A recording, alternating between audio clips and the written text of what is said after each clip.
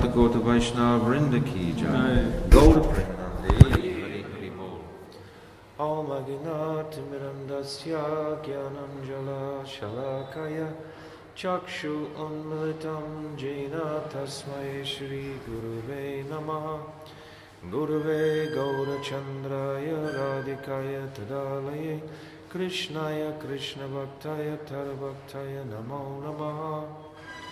Bhaktya Vihina Aparada Lakshay Shiptascha Karmadita Rangamari Kripa Maitvam Sharanam Prapana Brinde Namaste Charanara Vindam Bhajami Radham Aravinda Netram Smarami Radham Madhurashmitasyam Vadami Radham Karuna Baradram Tato Mamanasti Tatina Kapi.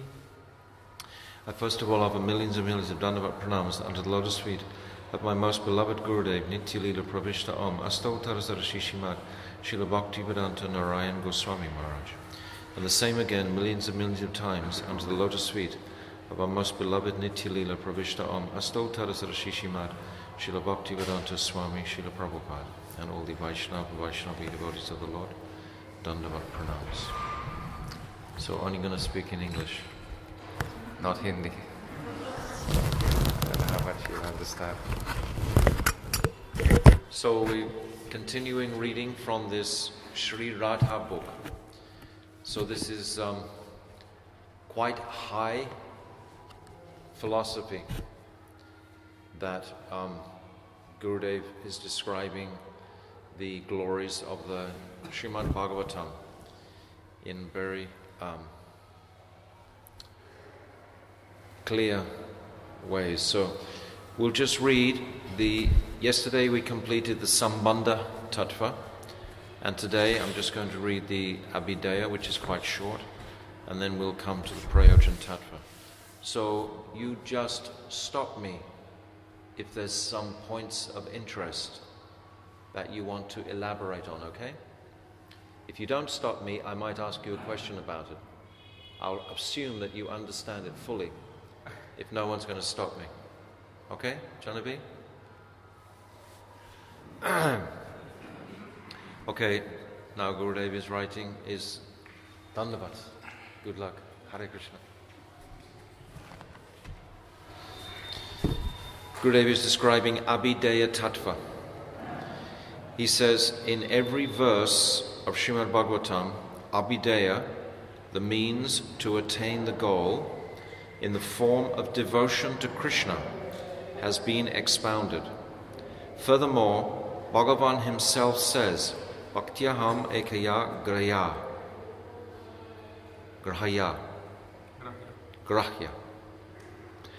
Only by exclusive devotion is it possible to attain me.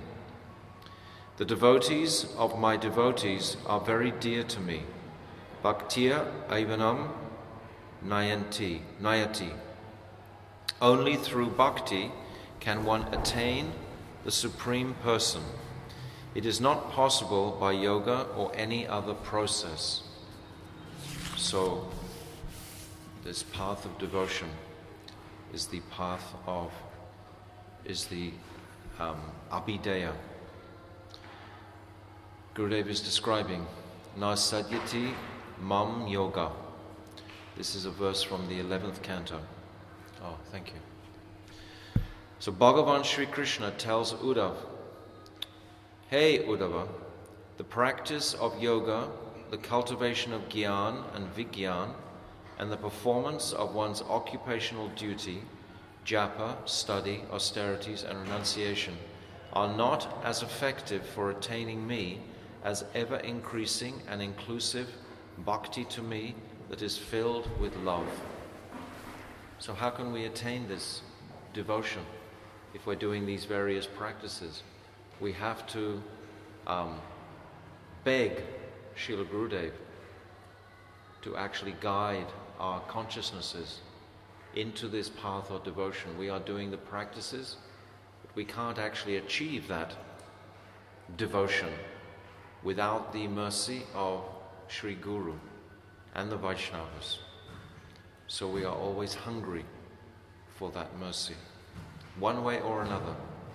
What is pleasing? We can't see Krishna in this birth, but we can see Guru. So how can we satisfy Guru? We should understand, we should know what pleases him. We should learn what pleases him. If you don't have a Guru, then you can learn what pleases the previous acharyas, the other gurus. You can learn so much from that. Of course, there's such a speciality in having direct contact, but if you don't, I'm just talking to Stuart at the moment. Some people don't have that connection. Nevertheless, it doesn't mean that you're just like a ship without a rudder or anything. You can fully embrace the teachings and the lotus feet of all our beloved acharyas, and you can examine all of their teachings, all of their instructions, particularly Chaitanya Mahaprabhu's instructions, and you can follow the guidance of so many devotees, so many Vaishnavas, and try to understand this principle of devotion. This is the unique nature of the Vedic teachings, is its teaching devotion. Other religions, we described the other day, it's principally about fear of God. It's not about, or what do I want from God.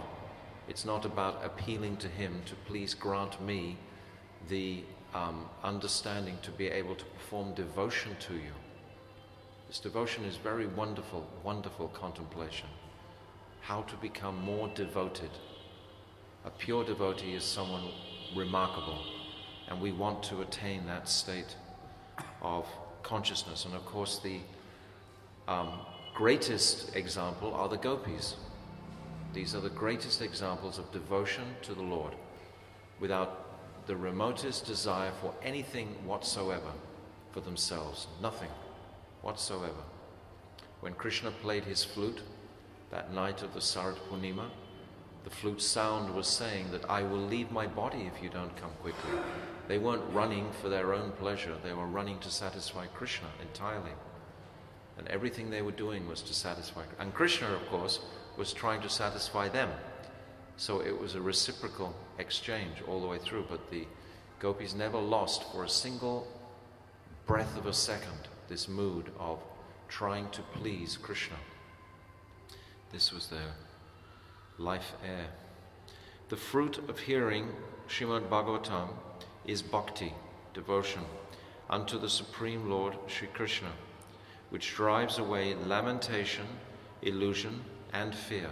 This is actually the result if we take this Bhagavatam, if we just sit with the Bhagavatam and read the verses, read the chapters, then all lamentation, all fear, all illusion are dispelled just directly by that. We find in life when we sit down and just read the Bhagavatam, it's the same experience.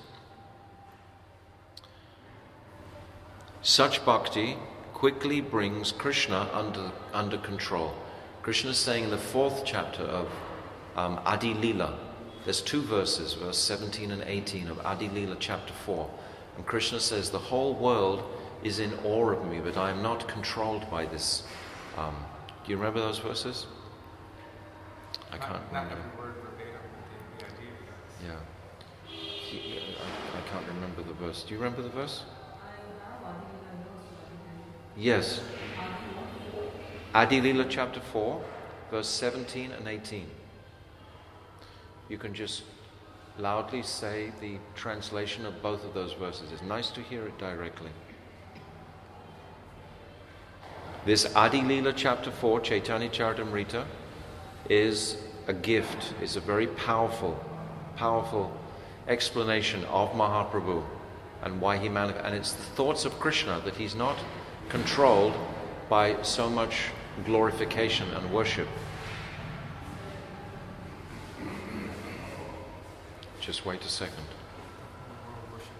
Have you got it? Yeah. I didn't think. Not attracted. Yes. Attracted by the prayers or their worship. Yeah. But the chastisement of the Vrijavasis, the harsh words, Yeah. fully captivates my heart and my mind. Something. Yes. Translation.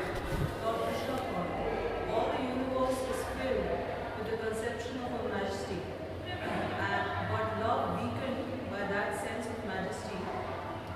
But love weakened by that sense of majesty. Love is weakened by the sense of majesty, yes? Does not satisfy me. Does not satisfy me. And 18, if one regards me as a supreme Lord, If one regards me as the Supreme Lord and himself as a subordinate, and himself as a subordinate, I do not become subservient to his love, I do not become subservient to his love, nor can it control me. nor can it control me. So these two verses are indicative of the path of Raganuga. Mahaprabhu has come for what Prem Ras Nirya say, Korite Ashwat, Rag Mag Bhakti Loke, Korite Prachan. He's come for this, to teach us the path of Rag. So this path of Rag is an internal development of the consciousness. Externally, we are performing the rules and regulations very, very carefully of Vaidhi Bhakti. We will see in all our Guru Vargya, they were externally, diligently following so carefully all the rules and regulations, but internally they were completely immersed in this mood of the gopis' love for Krishna, this Rag Anuga. This is our path.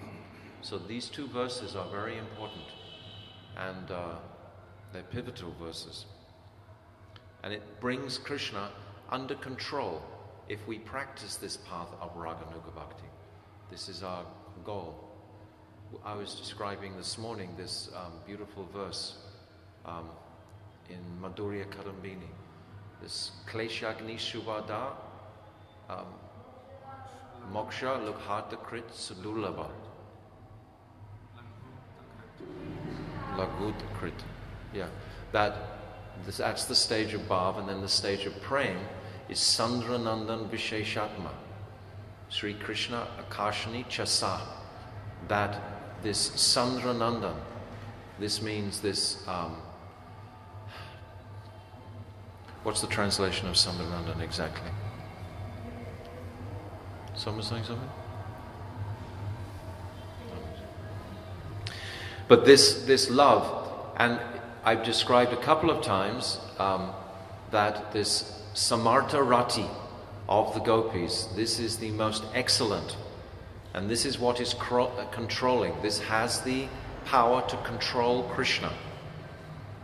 I've heard a lot of this idea of controlling Krishna, and he says, my devotee brings me leave for some more, you can sell myself and give to. What is the devotee supposed to do with that? Controlling Krishna? It's not his intention is to control Krishna, like the gopis don't want to control Krishna, but the power of that love makes Krishna submissive to his devotee. It's just like... I'm trying to get from this idea to, like, in practical terms, what does that mean? What is one supposed to do with that notion? Okay, now I'm loving Krishna and he's going to do whatever I want. What do you do with that? What does that mean? Good question. Stuart, you have to chant more. You have to chant more. You have to chant more. It can't be put into words more than you already understand. Like a very pure, chaste wife will completely control her husband. A husband will be completely submissive to a really chaste, pure wife. He will want to please her all the time because of her submission to him. So this mood of control, it's a term. What it means is that their love has actually captivated Krishna completely. He's fixed with that love. It's not that they're thinking like in material language of, now I'm going to tell Krishna what to do, etc. Although Srimati Radharani does. And she feels very happy when she does. That's her heroine called Swadhina Bhartika when she behaves in that way. But this is all in the realm of pure affection. Who can explain better than I've already explained? It's a nice question he's asked. Charu, what do you say? His question is, what is the meaning of this control? To control Krishna. To control Krishna. Am I trying to control Krishna? Like, I want to be like a hen-pecked wife or something? So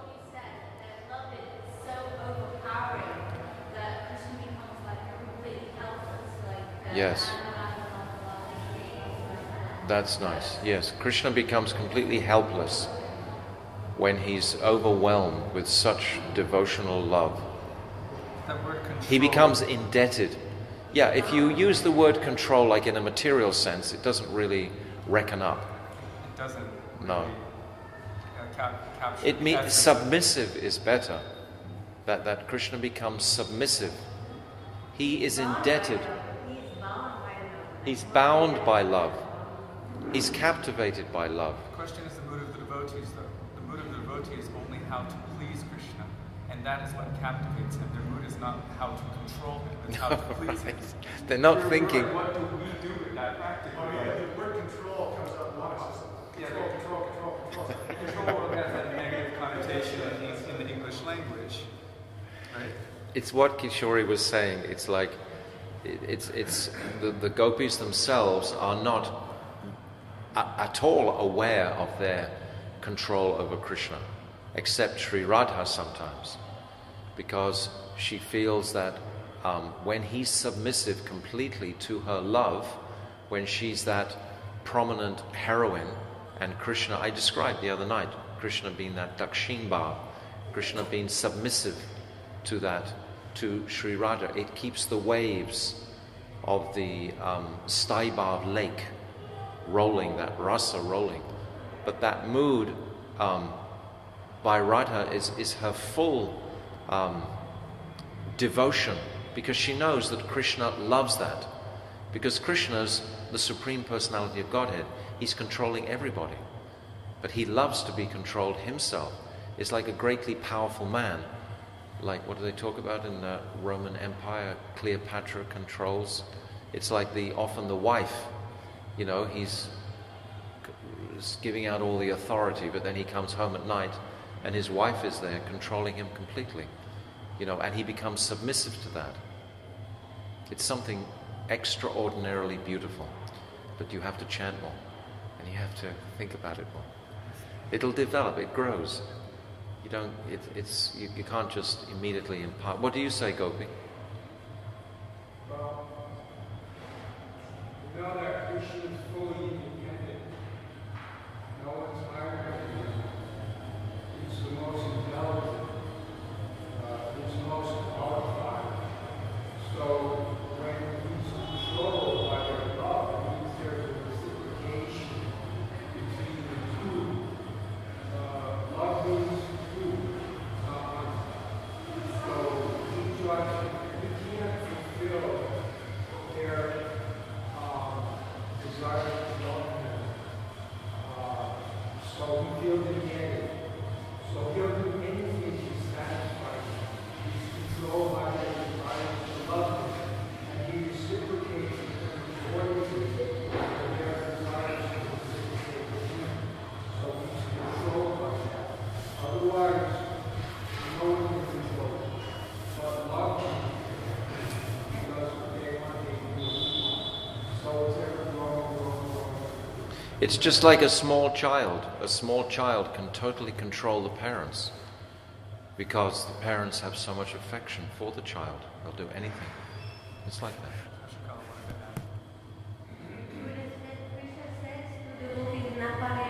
Yeah, he's just coming to that, yeah. Napariyeham niravad, yeah. It's saying that, yes, not even in a whole lifetime of Lord Brahma can I repay you for what you have endured for me. This is what Krishna, how he reciprocates with the gopis. I was just thinking in terms of that desire to please the object of your love and affection. It brings about such a state of trust that Krishna actually puts down all of his awe, reverence, opulence, majesty, and he completely relaxes in that case. Where there's no, I'm superior, he actually can take an inferior role, and this pleases him more. And therefore they take the dominant role because it's pleasing to them. Yes. And so in that case, when you're talking about control, the only desire is how to please Krishna. Therefore sometimes Srimati Radhika acts in certain ways which you would go, why is she treating him like that? Because it pleases him. And so the control aspect is only what is to please Krishna because he likes it. And only someone whose love is completely was completely captured his trust and control. What the devotees love to talk about is this dynamic of love. Ultimately, it's called a rasa tattva. It's like the analysis of that dynamic of love, and all the rasic scriptures are all about this dynamic of love, and it's very twisty. What seems to be like when Krishna compliments Radha, Radha thinks, "What did I do wrong?" You know, it's the opposite, because they don't have to use words like that. Krishna will never tell Radha, "Oh, I love you," like that, or Radha will say like that, or "Thank you," etc. He'll act that way. He'll be that way, so she knows and understands. The fruit of hearing Srimad Bhagavatam is bhakti, devotion unto the Supreme Lord, which drives away lamentation, illusion, and fear. Such bhakti quickly brings Krishna under control. Okay. So we understand a little bit, but you can change the catch it. Do you get it a little bit? I'm getting more and more. I'm hearing this. It seems that even if they would get angry with him, if they would even insult him in some ways, not by and that, but he will never leave them because he's completely under their control. Yes. And they are under his control. Simultaneously, like Gopi said, they're completely independent. It's a reciprocal. Even those sages who are immersed in the bliss of the impersonal Brahman are free from anger and false ego. Still they worship Bhagavan with causeless devotion, because his qualities are so sweet that they attract everyone to him by force. So this is a glorification of the Lord. Even though sages who are immersed in the bliss of the impersonal Brahm are free from anger and false ego. The causeless part. I didn't understand how those who are immersed in the bliss of the impersonal feature are causelessly serving the Lord, because we always hear that it is with the cause. It doesn't say serving. It says, still they worship Bhagavan with causeless devotion. Causeless devotion. Because his qualities are so sweet that they attract everyone to him by force. Now, the Praman is the Atmaramas verse. Atmaramas chamuneyo nigranta apya urukrame. All variety of those who take pleasure in their self, as well as munis who are absorbed in contemplating the self, are free from anger, false ego, and other spiritual obstacles. Still, they render selfless, unmotivated, loving service or bhakti to Sri Hari, who performs awesome activities. He possesses such wonderful qualities that he can attract everyone, even those who are already liberated. This is in the case of Shukadeva Goswami. Huh? You should sit closer then. You sit so far away. They want it right up to your mouth, Indian style. Okay. Can you hear me? Okay. So this verse is being quoted as the Praman, that even those who are in the bliss of impersonal liberation, they, under different circumstances, can be fully attracted, like the four Kumaras. The four Kumaras were impersonalists, and yet just by the fragrance of the tulsi mixed with the sandal paste from the lotus feet of the Lord completely shifted their consciousness.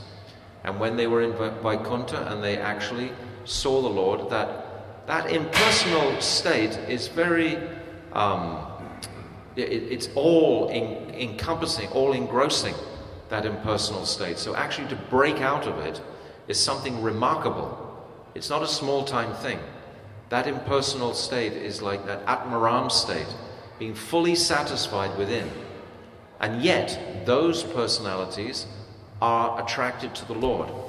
This is remarkable. It's like Sannyasi Thakur was a Brahmagyani, and then he saw one Vaishnava dancing, chanting, and slipping and weeping, and he realized this Vaishnava is experiencing more bliss than I've ever remotely tasted.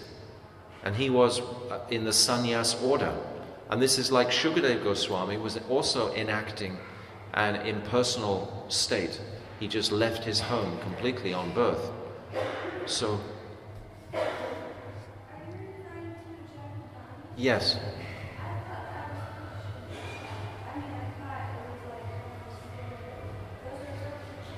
Real people, real situations, totally. 100 million trillion %. It's like the Bhagavatam. It's not a fictitious novel. Srila Bhaktivinoda Thakur, in his Samadhi, he's writing this about personalities. These are real people. Definitely. And he, not only that, but he's seeing the heart of those characters. He's explaining the heart of those characters. Like Sannyasi Thakur, he makes this leap, this transition, because of seeing only Krishna's devotee. It's not even seeing Krishna himself directly. So what to speak of seeing Krishna directly? We talked this morning about the Prachetas having darshan of Vishnu, of Krishna, and then for the rest of their lives they were completely devoted to him. And then we also heard Dhruva Maharaj. Dhruva Maharaj utterly devoted after his darshan at 5 years old. Prithu Maharaj also. So all these examples. You were talking about the self-satisfaction of those Atmarama Munis, that they're completely self-satisfied. My question is, because you were saying within the impersonal conception, experiencing Brahmananda or whatever, my question is, that state is devoid of seva to Krishna, and the nature of every soul is Nitya Krishna Das, and that's proven by the verse in Bhagavatam, Sabai Pumsang Pado Dharma. So how is it that someone in that state, the impersonal state, can be fully satisfied if they're not engaging in the nature of the soul and not also serving Krishna? How can they be satisfied, you mean? How can they be fully satisfied? Full satisfaction in this case that Kishore is talking about is like without desire, no longer having any desire. That's the state of the Atmarama's consciousness. They have no more desire. Therefore, they have no more Brahma Bhuta Prasanatmana Sochati Nakanchati. No more lamentation, no more hankering. It's that mood that creates anything of distress. So without any sort of lamentation, without any sort of no desire, they have no desire. But if in that condition, which sounds like a state of peace, but it doesn't sound like the state of complete satisfaction, which is it's not whole, it's not complete, but it's considered by the person experiencing it, by the jnani experiencing that is the highest, because his limited amount of education has only gone as far as the Brahman. He hasn't gone further. But if, like in Sannyasi Thakur, or then if he actually gets darshan of some, a devotee like that, then that can change, like Shukadeva Goswami also. It must really surprise them when it happens. Because you think you found the utmost perfection, and suddenly something pulls you out of there that is so attractive and wonderful that it is. But also, we should appreciate just how dangerous the impersonal path is. Because if you reach this cessation of all desires, why would you want to even struggle ever again beyond that? If you reach a place where you have no more desire, then why would you want to? There would be no more striving, no more struggle at all. You could be completely peaceful. But it's not the highest estimation at all. It's not the highest optimum for the soul. But it's a place which is so dangerous to go to. It's like Gop Kumar when he's traveling through. And he actually comes into that realm of liberation, and he's completely mesmerizing, tranced by it.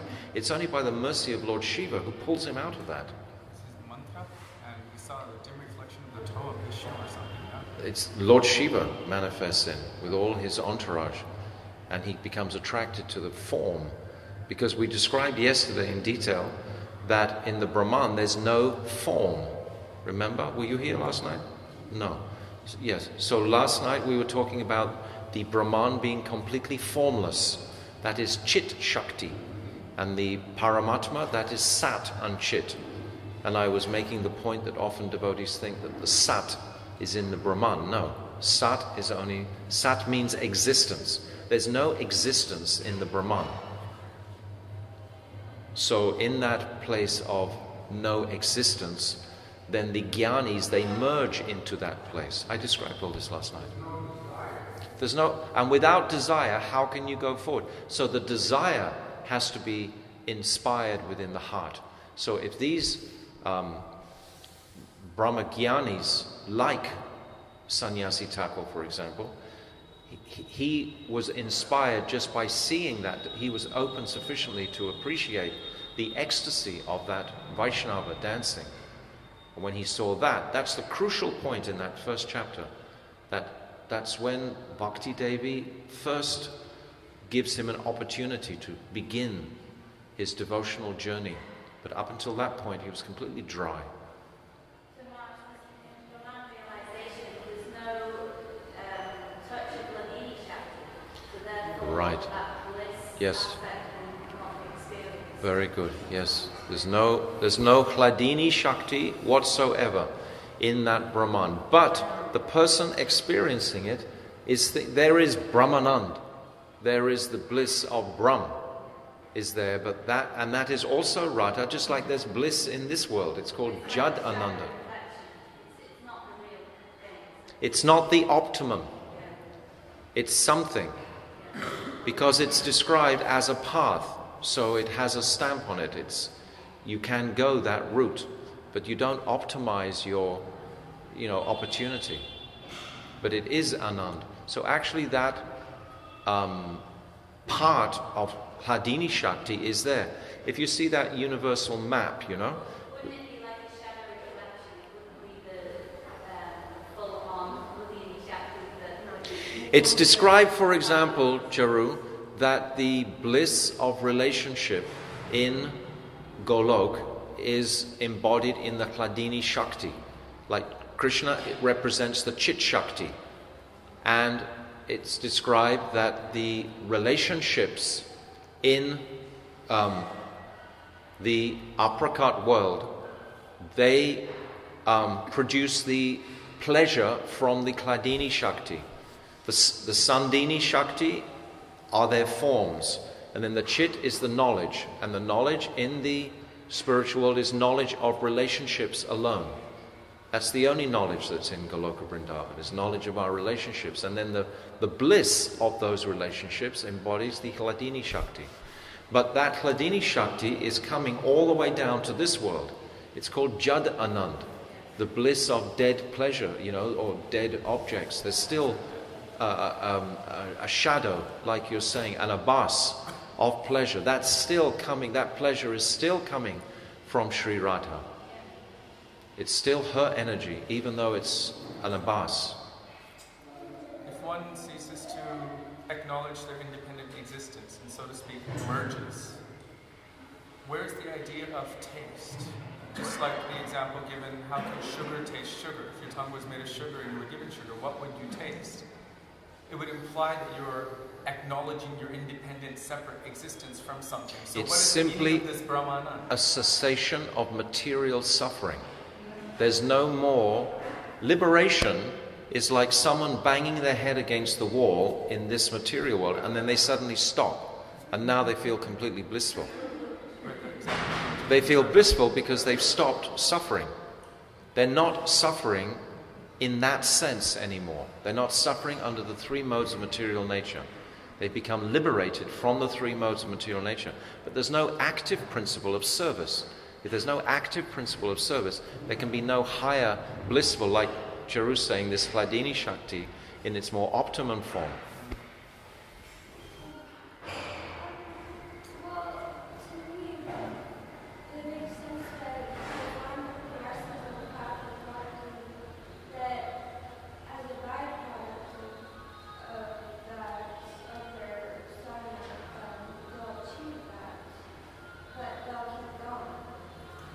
No.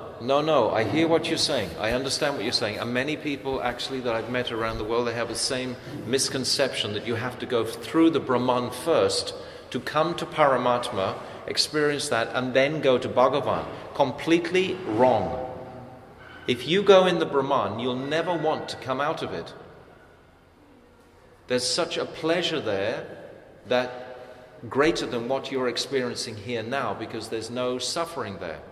So the Brahman is a very attractive place in one sense to that suffering materialist. That's why so many try to achieve it. And then someone might think, oh, but the option of Paramatma, this is much greater.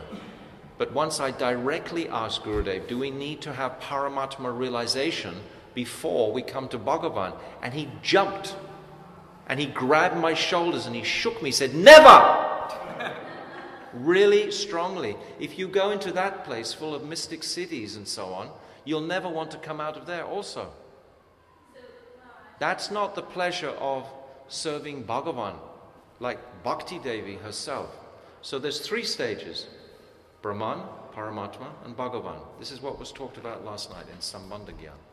Gurudev is going to talk about the same thing here now also. But you don't...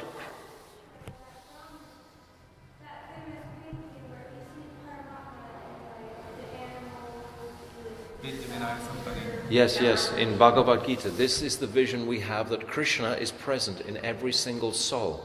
But it's not that we want to achieve Paramatma realization. The yogis, they want to achieve Paramatma realization. In the Satya Yuga, as we've been describing in the morning classes, their meditation was on Paramatma. That's a much more awe and reverence, Aishwarya type of mood. Paramatma, like there's a great yogi called Kadama Rishi in the 3rd canto of Bhagavatam, you've read. He created this aerial mansion. They could do all kinds of remarkable, mystical things. But if you think of the mystical world, it doesn't really have a lot of pure affection in there. It's all like phantasmagoria. It might be very exciting and sensational, but where is the sweetness? There's no sweetness. Actually, what happens for the yogis, they become quite proud of their mystic cities. Oh, don't you know I can walk on water? Don't you know I can fly?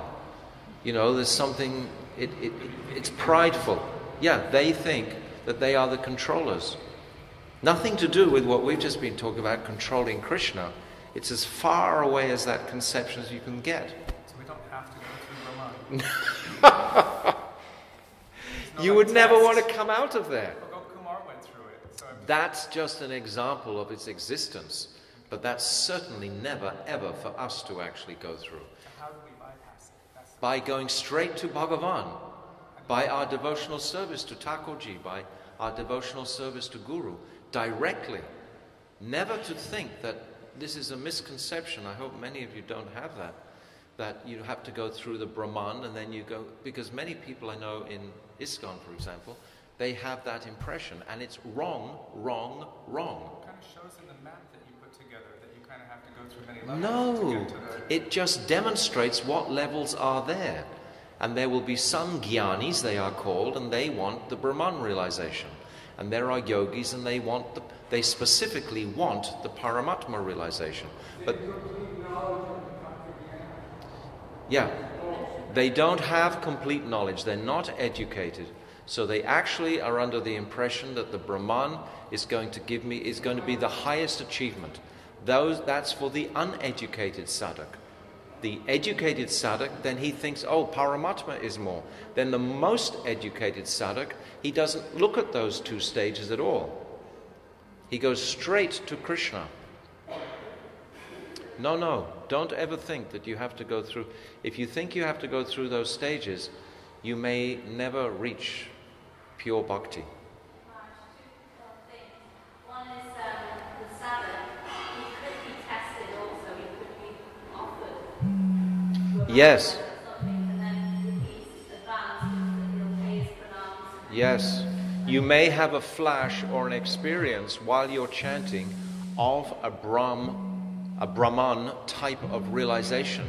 And if you think now, oh, I found it, this is Shuddha Bhakti, But if the object of devotion is not, becoming revealed to you in his absolute beauty, then that is not devotion. That's selfish pleasure.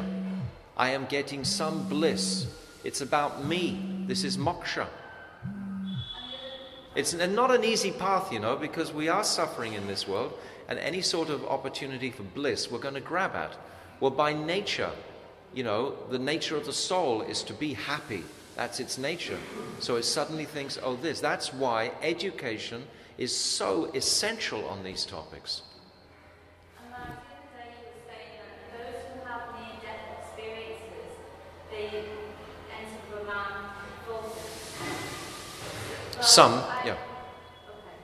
So here, before I came up with Krishna Bhakti, I was fascinated by all this kind of like having near-death experiences. I believe in reincarnation and these things.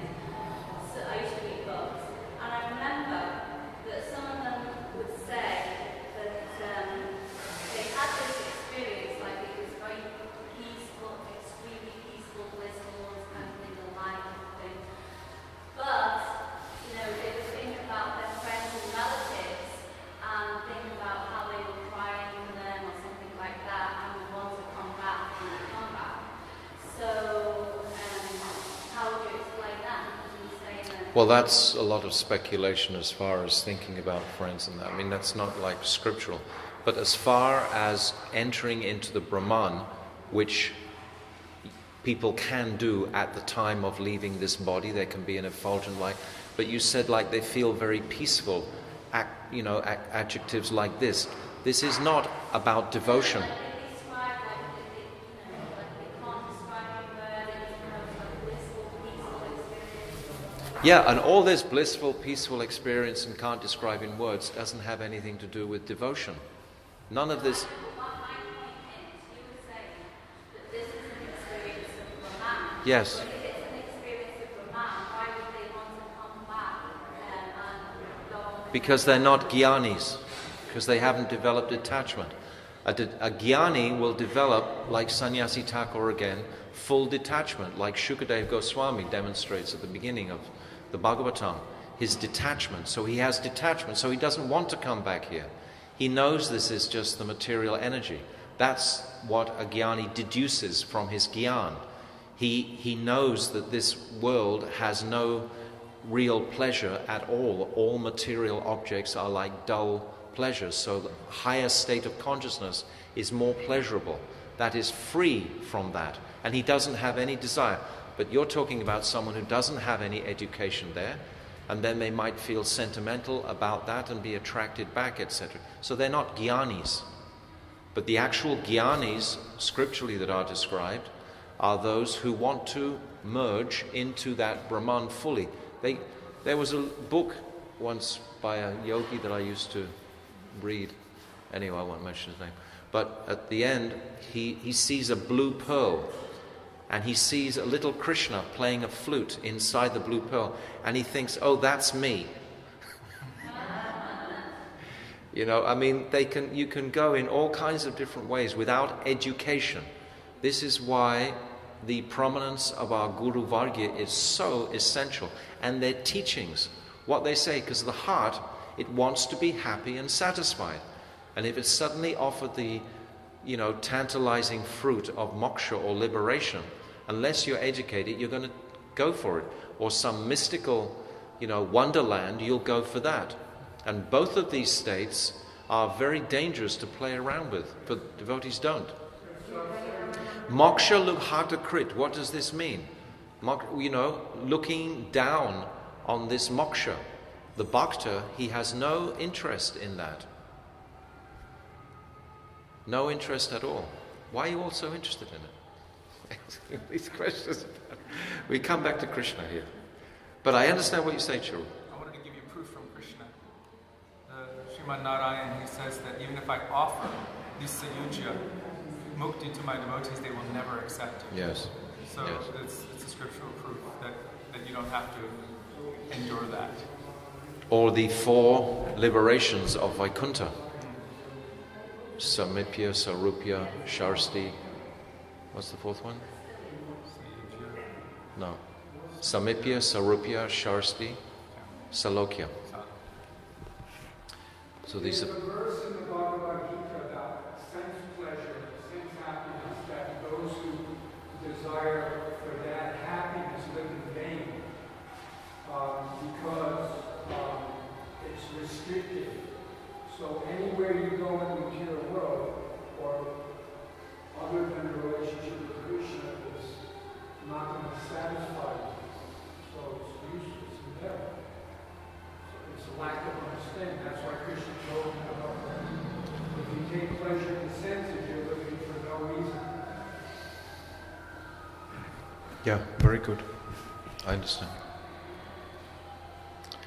I'll read on.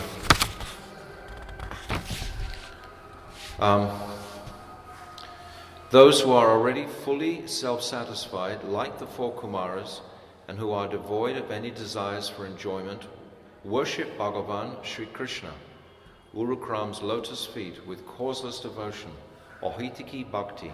Therefore, causeless devotion is understood to be the subject expounded by Srimad Bhagavatam. This is the purpose of our reading Srimad Bhagavatam, to actually dispel and purify these desires for the Brahman realization or Paramatma realization. It takes us straight, the whole process of devotional service. Now it comes to the Prayojan Tattva. And Bhagavatam states, Evam Vrata Svapriya Nam Kritya. This is from the 11th canto, 2nd chapter. Saintly people who have firmly devoted them. You see, if you're a devotee, you don't have time for the gyan that's needed to enter the Brahman. You don't have time to perfect the mystic siddhis to make you a yogi. You're so caught up with trying to bring Krishna pleasure in serving him in the deity form, in serving him as guru, serving so many areas of service.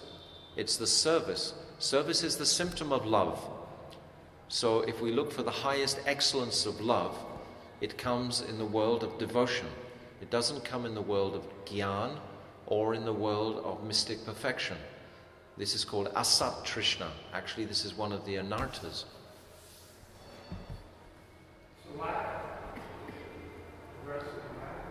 Yeah. But it's not a ladder like Karen was suggesting, that it's a ladder. And when she was speaking like that, I've heard many other devotees have that misconception that, oh, we're supposed to go through the Brahman realization, then through Paramatma realization. This is not at all because you wouldn't want to come out of it because you have no more desire. If you were merged into the Brahman, you would be quite satisfied, self-satisfied. That's why the verse is there. Brahma, these are aspects of the Supreme Lord. It's a description of Krishna, yes. It's just like the candle. It's the effulgence, it's the heat, and it's the flame. And these are all dependent on Bhagavan, on the flame. But it's not stages that we go through to achieve Bhagavan at all. I saw in Devi Bhagavatam, it said that the people that achieve the Brahman, they end up in the body of Lord Brahma and then achieve direct relationship with the Supreme Lord. Yeah, I explained this the other day in Rupa Goswami's Laghu Bhavanamrita. It's describing how the effulgence of the jiva, when he merges into the Brahman, that effulgence actually increases that Brahma Jyoti. So in that sense, the jiva is serving Krishna with the light of his own soul. So in any condition, actually, even you merge into the Brahman, the jiva is actually serving Krishna. This is what Rupa Goswami explains. So in all conditions. But if we actually directly serve, like the gopis, directly serve, endeavoring to bring pleasure to Krishna, this is the greatest joy and taste for the Jivatma. There is no higher by billions and trillions of times. And we don't have the time, we don't have the lifespan to go through the Brahman and Paramatma anyway. Moksha, the crypt. Yes. The idea of moksha becomes completely insignificant. That's the language, yeah. Insignificant. Different stages are like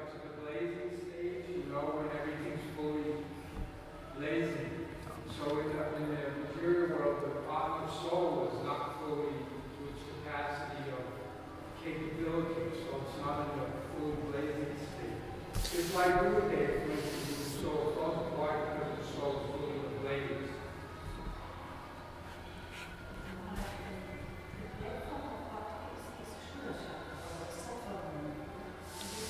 Shuddha Sattva. Sattva gun is a material mode of nature.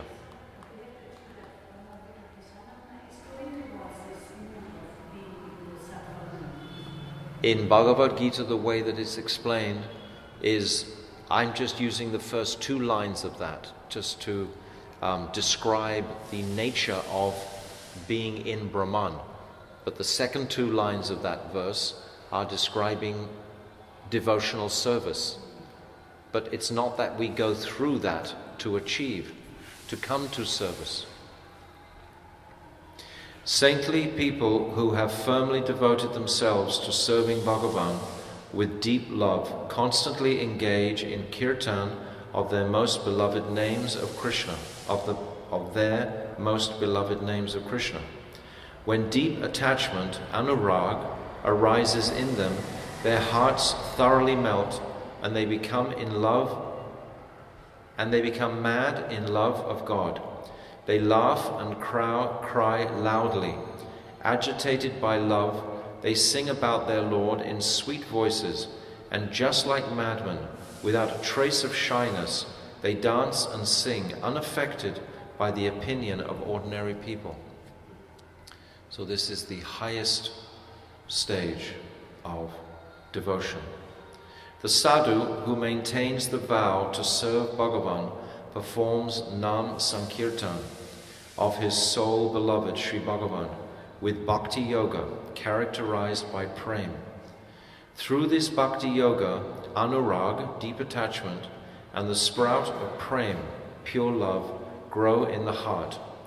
That sadhu's heart melts and he rises above the level of the general public. He gives up his shyness of the world, sometimes laughing and sometimes bursting into tears. Sometimes in a loud voice he calls out to Bhagavan, and sometimes sweetly sings of his pastimes and qualities, and sometimes he starts to dance just to please him. These are the symptoms of Prema Bhakti, and this love for Bhagavan is the ultimate goal. Only such Prem is the ultimate objective.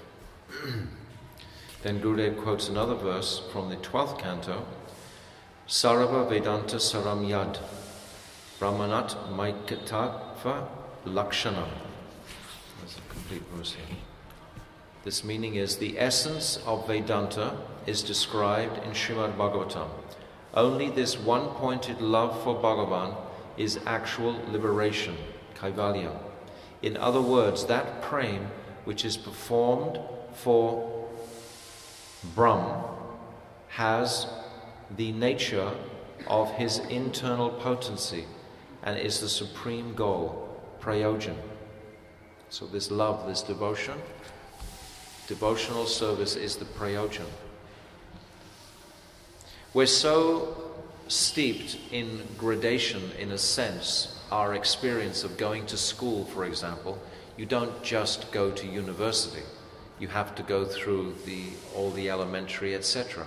So we tend to hold on to this idea about going through the different stages to come to Bhagavan. And we think that we have to go through this Brahman and Paramatma. But the point is, if you go into those stages, you'll never want to come out of them again. Everything is explained in Rayanamana. Huh? Everything is explained in Rayanamana Sattva. Yes, also in Chaitanya Charitamrita. Mahaprabhu says Agayar. Yes, more. On and on, yes. I was just thinking of an analogy that, say for example, if you were going from Birmingham to London, you could go on the motorway straight, or you could go through all the different towns and villages and whatever. Right, and you might not get there. So it's like going just Absolutely. It's like taking the lift to the top of the Empire State Building, or like walking up, you're not quite sure, You might get sidetracked anywhere for billions and trillions and zillions of births. We've probably done that. boom. The Gurudev said there is not one sin that we have not committed millions of times in our sojourn through the material existence. Bhaktivinoda Thakur was saying that, yeah. None at all. Yeah. I want to stop. No. It's 6:05. No. I don't know when they come in with the arti. I don't know what they're depending on. 6:30. I had a busy day today. 6:30 is RT. 6:30 is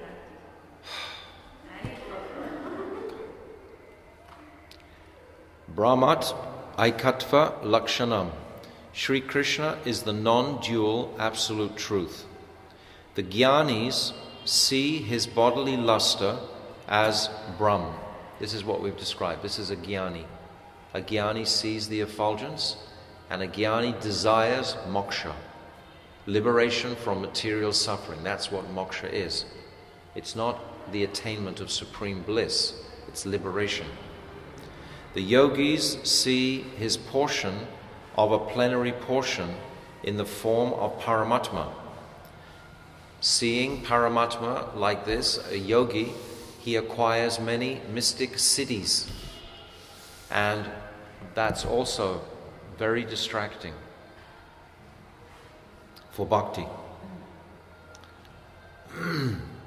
And the bhaktas, through their eyes of prem, have darshan of him as Bhagavan. What could be more attractive than that? Really, what could be more attractive than actually seeing Krishna fully and having a direct relationship with that supremely attractive person? Why would you want for any other thing? We want other things because of our lack of purity, because this world is the perverted reflection of that world. The perversion is that I'm always thinking about me and my satisfaction. Both these paths are selfish paths, but the path of bhakti is just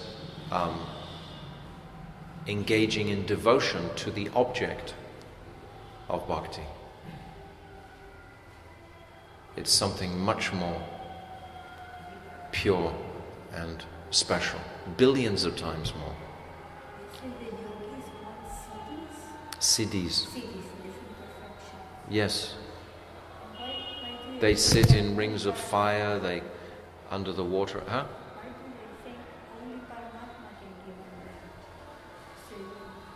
That's their prayer. They want that result from their practice, from performance of Astanga Yoga, etc. in principle.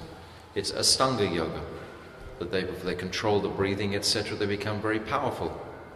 Still material desire. Yeah, it's still an asat trishna. It's still a material desire because it's about the body. And the desire for moksha also? Asat Krishna? Yes. There's four.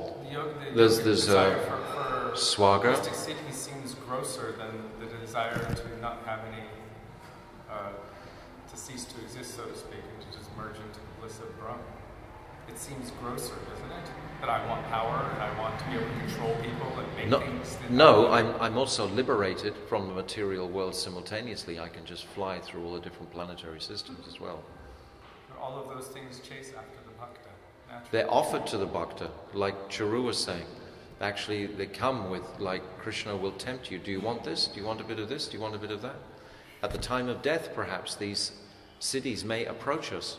How much have we become educated to know to just tread on the head of these offerings? Gurudev said in your Braj, he said, right now you're saying, oh, I don't want liberation, I don't want liberation. But if I just took your little toe and pinched it really hard, you'd be screaming for liberation in a moment. Yeah, the point is that, you know, what is it with the... we can't fully appreciate devotion until we've performed some devotion and experience that reciprocal exchange with Krishna. Even if you just offer your bhoga nicely, there's going to be a reciprocation.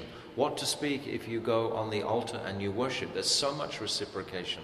What to speak if you come in the presence of a Mahabhagavat and you just offer him a flower?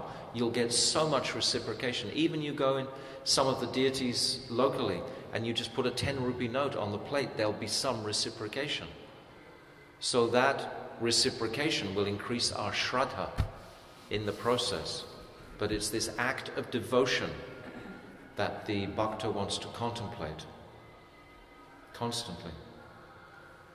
Even though, Mr. Padhat, and bhaktas, through their eyes of prem, have darshan of him as Bhagavan. The Brijvasis, immersed in prem, serve this very non-dual absolute truth in his form of Sri Gopal Govinda. So we are following in the Brijvasis' moods and seeing how they control Krishna by their love, how Krishna is completely dependent upon the Brijvasis. Krishna, he cries, Mother Yashoda has to give him milk, has to give him butter, etc. He does all sorts of naughty things, and we see this dependence on the Brijvasis' love. Even though Shastra refers to the non-dual absolute truth as Brahm, Paramatma and Bhagavan, still these three names are not synonymous. There is some speciality between them. So Gurudev now is going to describe the distinction between these three forms, which we've already discussed something of. No, I'm ready to stop actually now, because I know I've read ahead of here, and it gets into very tricky Advaya Gyan again, which we already went through 2 days ago. So I'm just going to leave it there for tonight, regardless of what Shashikala thinks. Srila Gurudev ki jai, Ananta Gauta Vaishnava Vrinda ki jai, Gaur Premanande, Hari Hari Bol. Thank you, Kishore. That's my stick. We need to make sure we keep him for a long time. We don't want him to overextend himself. He's going to go. Hare Krishna, Krishna Krishna, Hare Hare.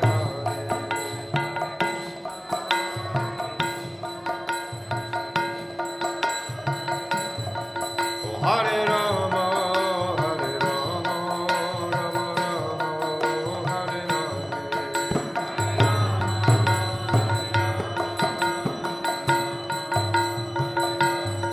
Oh Hare Krishna, Krishna Krishna, Hare Hare, Hare Krishna.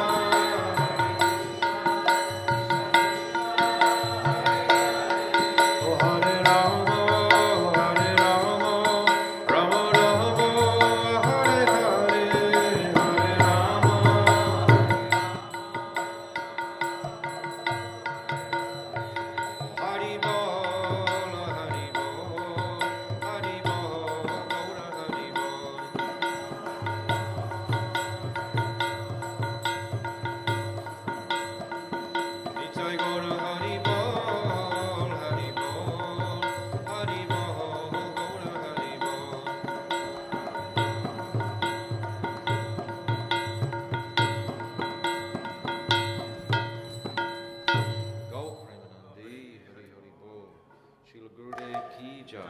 Shri Radha, our supreme shelter, ki jai.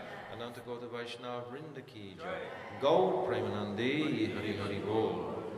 Vansha Kalpatarubhyascha, Kripa Sindhivya, Patitanam Bhavnyo Vaishnavi.